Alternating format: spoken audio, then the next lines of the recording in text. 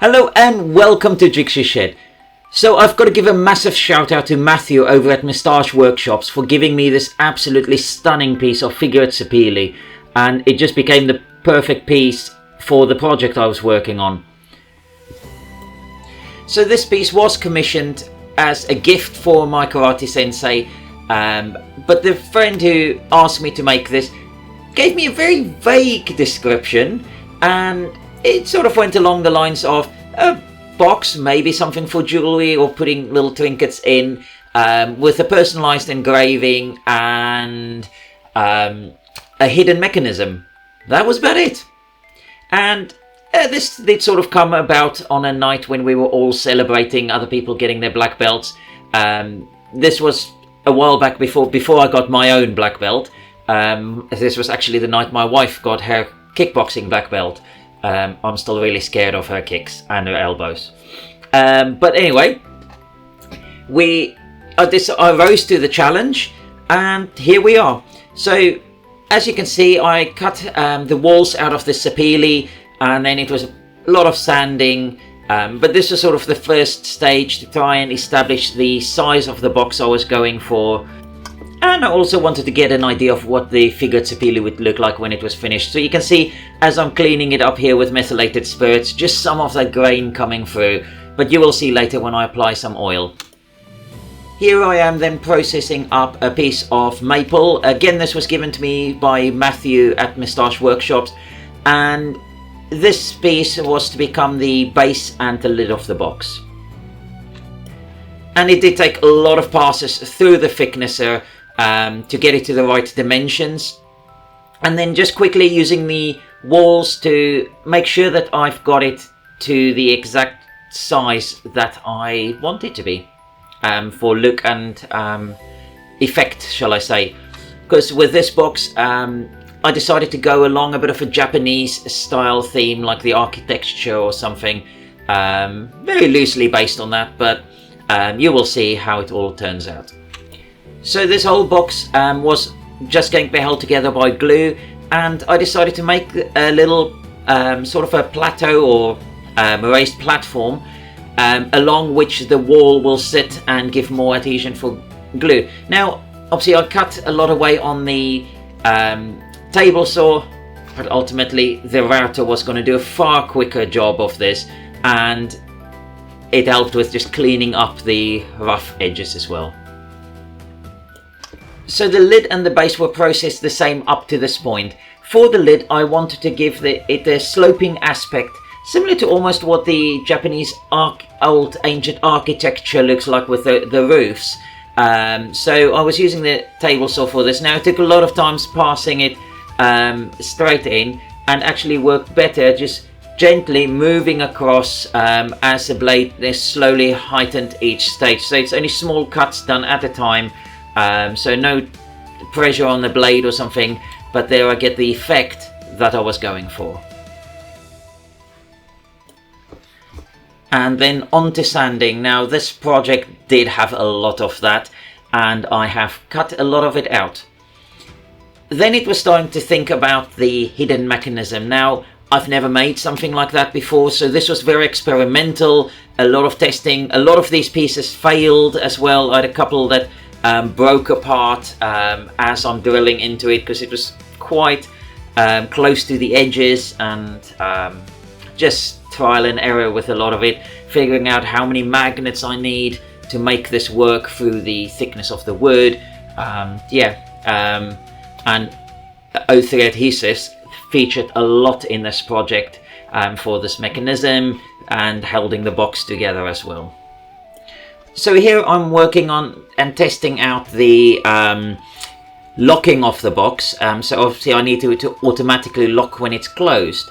And the little brass nubbin that I had, or whatever it's called, actually had a second piece, which was a threaded insert, which was metallic. So although the brass didn't conduct or weren't attracted to the magnet, the metal piece did. So that worked brilliantly. And then just marking out where I need to cut a slot for this mechanism. So just using a scalpel blade just to get the markings right. And then on to using the Dremel router. Now obviously the bits are really nice and small, so this worked perfectly for clearing away the material from this piece.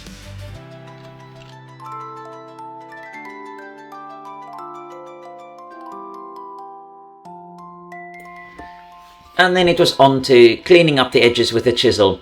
Now I could have some better chisels, but at the moment the budget isn't allowing for that, and I tend to spend the money elsewhere.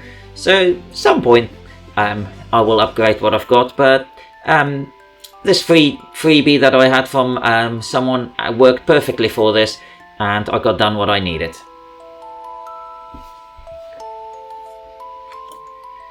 And this is actually not a chisel, it's a little screwdriver that I'd repurposed, and it will feature more later on in this project, especially in some finer areas.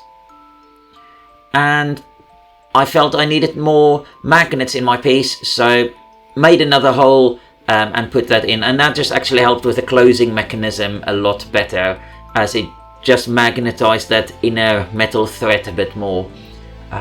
But yeah, and then just cleaning up that channel a bit more, I actually made a little slope downwards, so that obviously when the lid is on, it will actually be an upward pull of the device itself, because as the magnets are then released, it will drop down, and the shock of that will then help it fly back into position as it's pulled by another magnet. And then just using some brass plating that I had to hide the mechanism and just make that part of the box look neat. Or shall I say pretty rather than neat.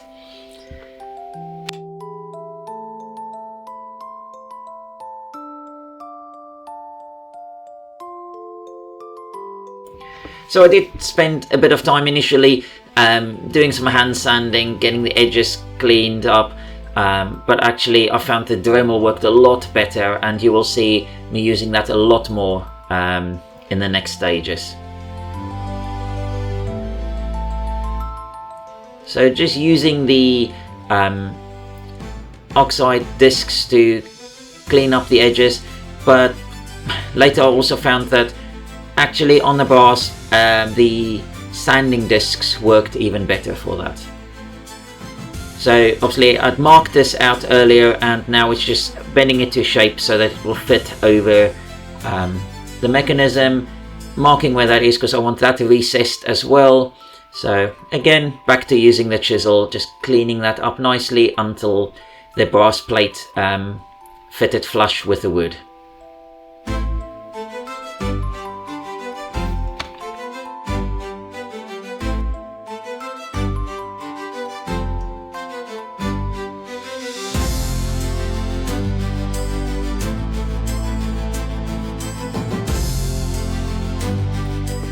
Now you will notice that I am using a different chisel here, and although I knew I had this, I didn't know where it was and I couldn't find it in the chaos of my workshop previously, but I found it and it worked perfectly for this. Still a cheap chisel and one I will upgrade some point, but again, you use what you have.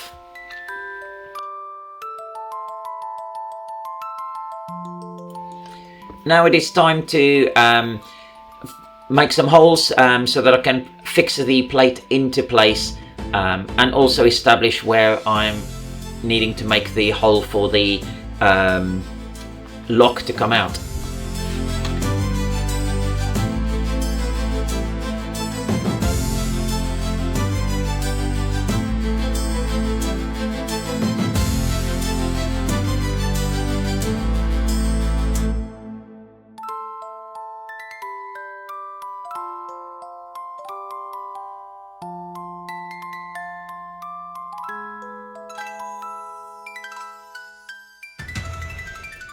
Now I should have used a bigger drill initially to make the hole, but hindsight's always a good thing. But then the Dremel worked really well in helping me clean up the hole and get it perfectly round and looking nice, so can't see the mistakes.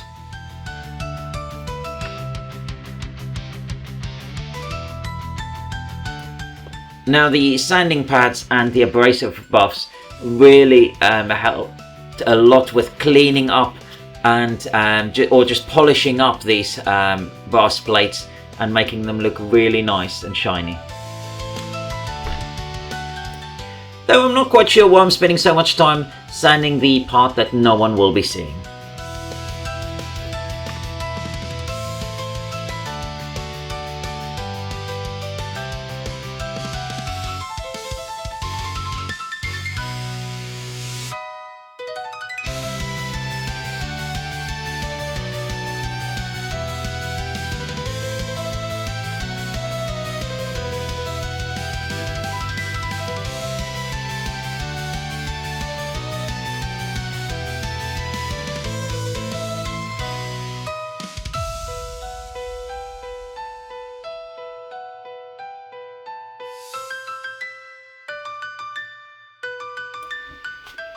And then I decided to use some Yorkshire grit microfine just to buff it up a little bit more, but I did find that this wasn't really necessary, and I don't think I used it on one of the pieces later on. And then just back to the router, just to chamfer up the edges on the inside of the box, as you can see there, just to make it look a bit nicer, and obviously help with as the lid's closing, just so that it feeds into its position nicely. And again, a lot of sanding.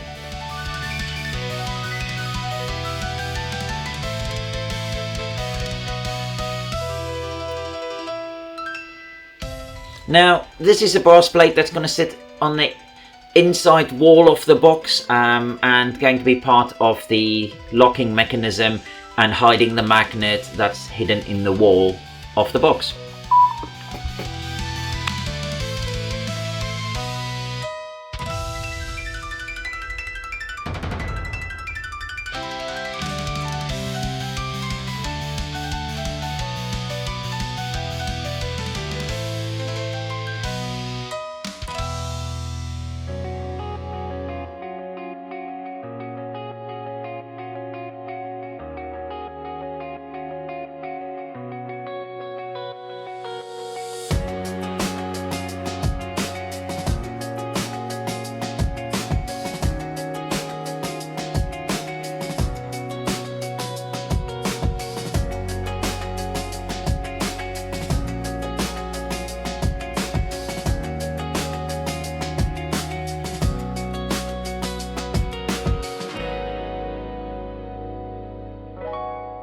So now that I've created the plate, it's time to position it, mark out where it's going to go, and then recess that area.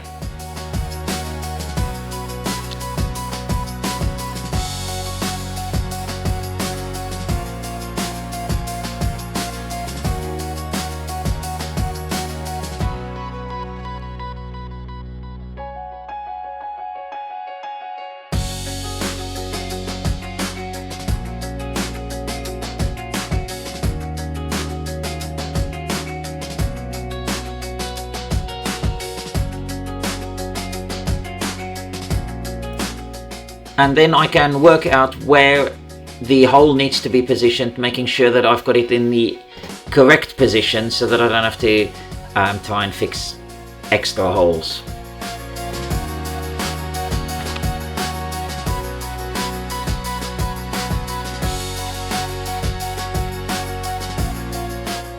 Now obviously I had to be very careful with this bit and make sure I don't go too deep or go right through the bottom basically on the outside of the wall, because that would just ruin that lovely piece of wood.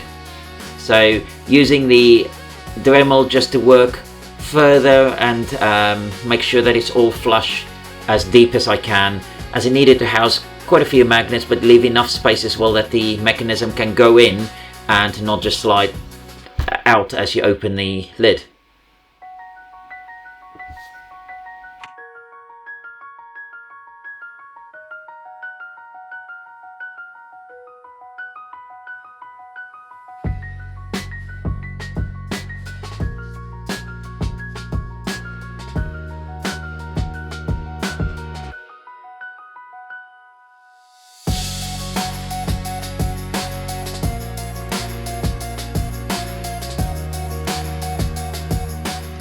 So initially I was working on a dragon design for the lid of this box, with some personalized Japanese inscriptions, though partway through my friend told me that the favorite flower for Sensei is the Strelitzia, which is otherwise known as a bird of paradise flower, which is native to South Africa. So obviously I saw loads of them when I lived there, and yeah, it just fitted perfectly. I had AI help me create the design with the border, and then it was a bit nerve-wracking when I first put it on the laser after testing and making sure I've got all the settings right. I still wasn't confident, but it all turned out fine and I was happy with the outcome. And then it was on to using Rubio Monocoat. Now I used smoke for the base and the lid, as someone said that this will help keep a bit more of that whiteness in the piece and not give it a different, like a yellowish effect, which the pure will do. No, it didn't work so well with the engraving, and I needed to do a lot of work there just to make sure that the engraving shows through. And then it was on to the pure for the sapele, and you can just see how beautiful that wood is.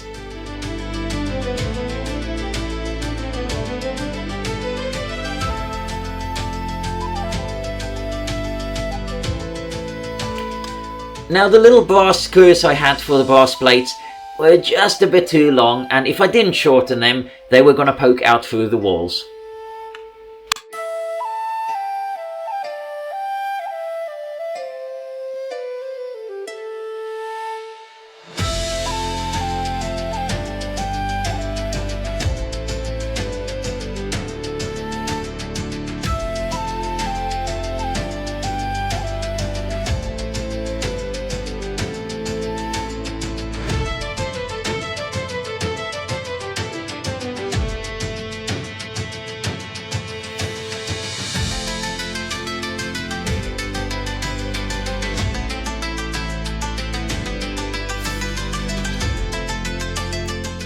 Now I would like to say this all worked perfectly first time around.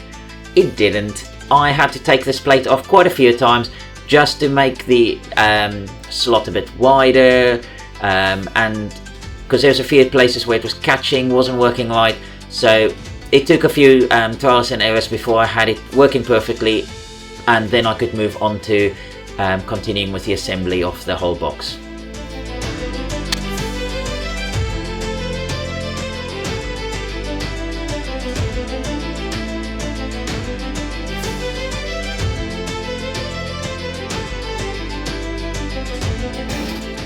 And then I decided to use some black walnut to create some corner edging pieces for the box. It was mainly just to accentuate the box and work more towards that architectural effect I was going for. And then I also decided to make some little corner pieces for the inside of the box, and sort of tapering their edges using the Dremel just to sand that down.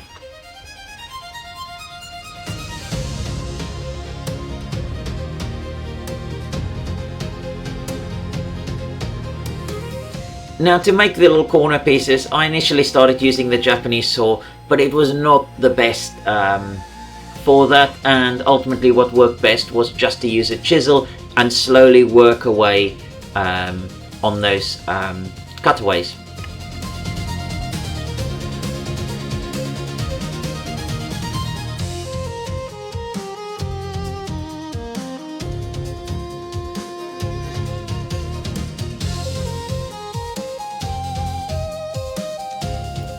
And then using walnut, Rubio Monocoat, on the black walnut. Now this was a suggestion by Matthew over at Moustache Workshop as well, and yeah, really pleased with the outcome of this because it just really enhanced the walnut itself.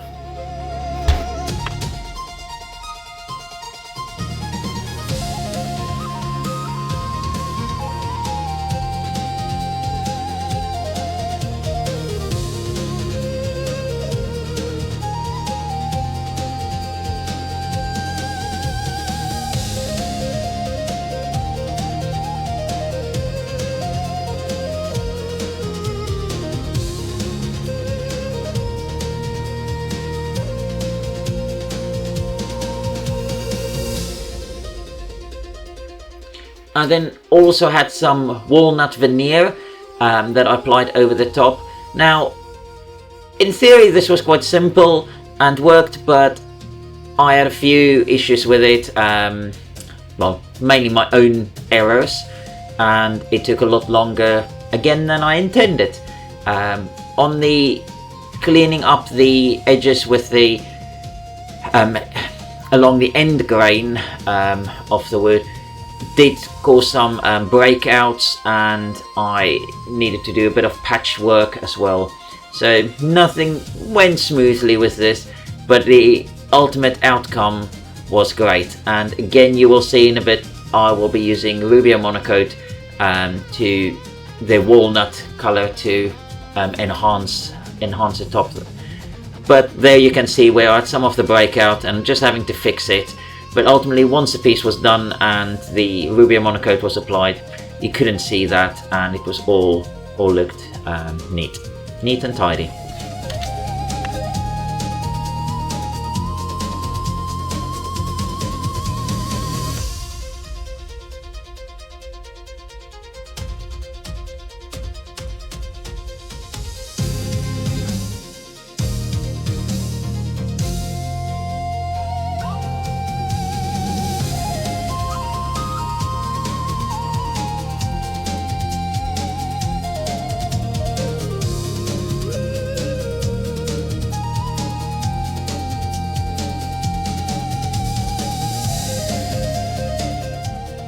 Now the fun part, getting the hinges in place.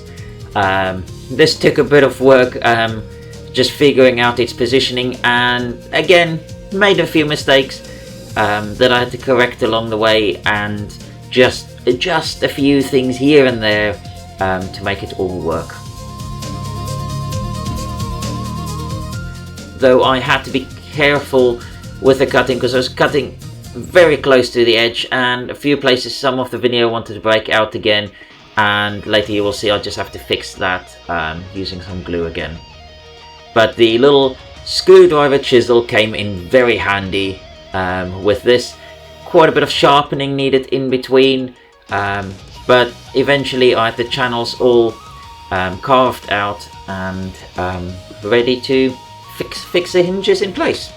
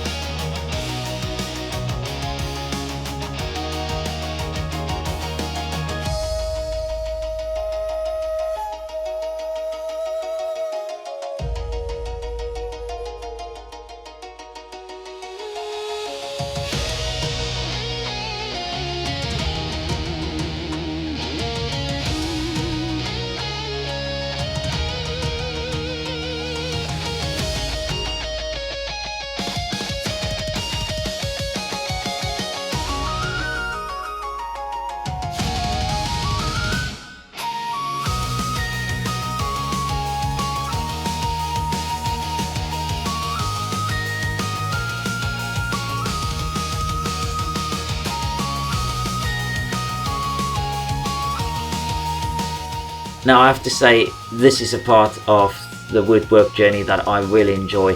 Just when you get to apply that finish and you get an effect like that, just absolutely stunning.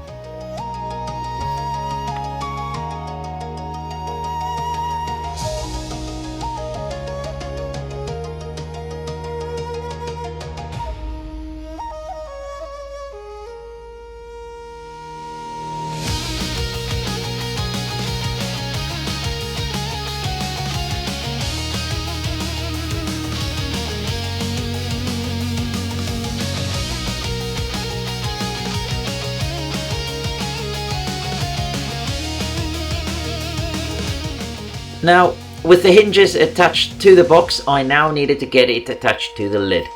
And this was a lot harder than I thought it would be. The little templates I was doing with the masking tape was, the idea was that I put the lid on the box, it will transfer across onto the lid, and I would know where to make the markings and do the chisel cuts. But it didn't transfer that easily, and it took a lot of trial and error adjusting to get what I wanted.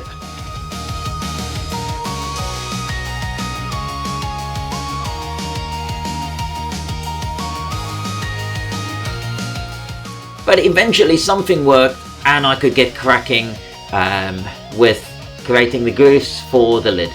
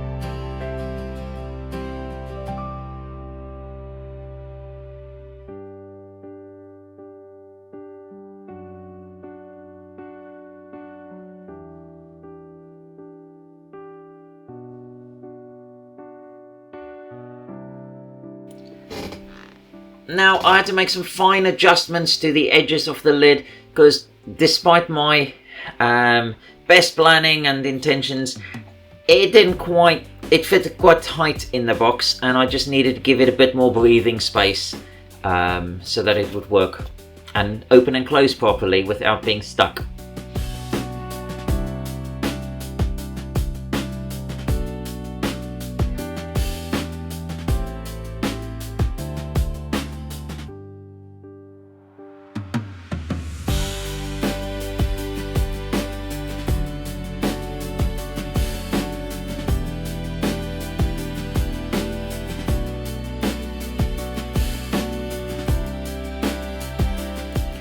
Then finally, after 30 hours, the box was done, and this was the result. Now I am really pleased with how it turned out. It challenged me a lot in my skills and abilities, and also my thought processes on working with this hidden mechanism. Now here I will be demonstrating with just a few magnets, but obviously I'm not going to give the gift with the magnets. It has to be a special key, and that will be a video on its own. So please remember to subscribe to my channel if you've not done so yet, so you can be notified when that video is released. And if you enjoyed this video, please give me a thumbs up and leave me a comment down below. And I hope to see you next time. Take care.